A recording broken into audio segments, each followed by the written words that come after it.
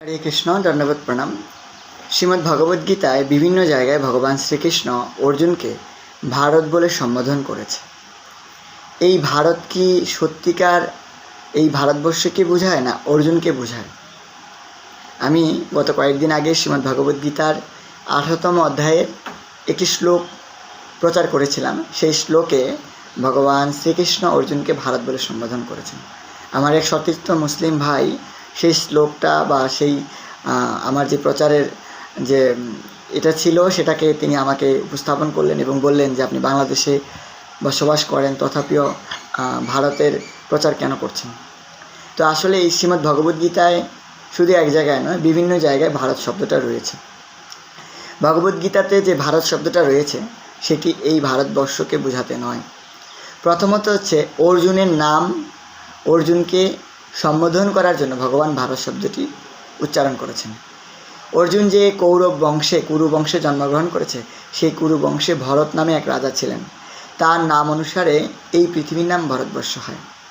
এবং অর্জুনকে সেই জন্যেই ভগবান শ্রীকৃষ্ণ ভারত বলে সম্বোধন করেছেন।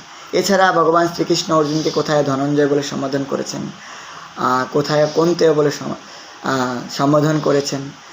তো ধনঞ্জয় অর্জুন যুধিষ্ঠিরকে অনেক ধন সঞ্চয় করে দিয়েছিল, এই জন্য অর্জুনকে ধনঞ্জয় বলা হয়েছে।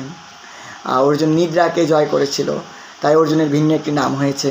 এভাবে অর্জুনের অনেকগুলো নাম আছে। অর্জুন পিতা পুত্র, কুন্তির পুত্র, সেই জন্য অর্জুনকে কৌন্তেয় বলে সম্বোধন করেছে। তো সত্যিকার অর্থে ভগবদ্গীতাতে ভগবান শ্রীকৃষ্ণ যে অর্জুনকে ভারত বলে সম্বোধন করেছে, এই ভারত বলতে আমরা যে বর্তমান যে ভারতবর্ষ দেখি, এই ভারতবর্ষকেই বোঝায় না। আরেকটি বিষয় হচ্ছে আমরা এখন দেখতে পাই বাংলাদেশ, পাকিস্তান, আফগানিস্তান, মায়ানমার, চীন, ভুটান, নেপাল ইত্যাদি দেশগুলো যে দেখতে পাই, সত্যিকার অর্থে পূর্বে এই সমস্ত দেশগুলো তৈরি হয়েছে বা এই সমস্ত দেশগুলো স্বীকৃতি পেয়েছে অল্প কিছু বছর হয়েছে, কিন্তু একটা সময় এই সমগ্র অঞ্চলটাকেই ভারতবর্ষ বলা হতো। তো সেই জন্য শাস্ত্রে বহু জায়গায় এইটার নাম ভারতবর্ষ বর্ণনা করা আছে। এটার আগে পূর্বে নাম ছিল অজানাভস্য, রসভস্য, ইলাভস্য। তো এইভাবে বিভিন্ন নাম রয়েছে। বস্তুত শ্রীমদ্ ভগবদ্গীতায় যেখানে আমরা দেখতে পাই যে ভগবান শ্রীকৃষ্ণ অর্জুনকে ভারত বলে সম্বোধন করেছেন, সেখানে শুধু অর্জুনকে অর্জুনের বংশের জন্য, সেই বংশের গৌরবকে অর্জুনের মাধ্যমে স্মরণ করিয়ে দিচ্ছিলেন। আরেকটি বিষয় হচ্ছে, যদি আমরা ধরেও নিই যে ভগবান এখানে ভারত বলতে ভারতবর্ষকে বুঝিয়েছে, তবুও আমাদের বিভ্রান্তির কোনো কারণ নেই। কারণ সেই সময় বাংলাদেশ তৈরি হয়নি, পাকিস্তান তৈরি হয়নি, আফগানিস্তান তৈরি হয়নি, তখন এই পুরো ভূখণ্ডটাকেই ভারতবর্ষ বলা হতো। হরি বল।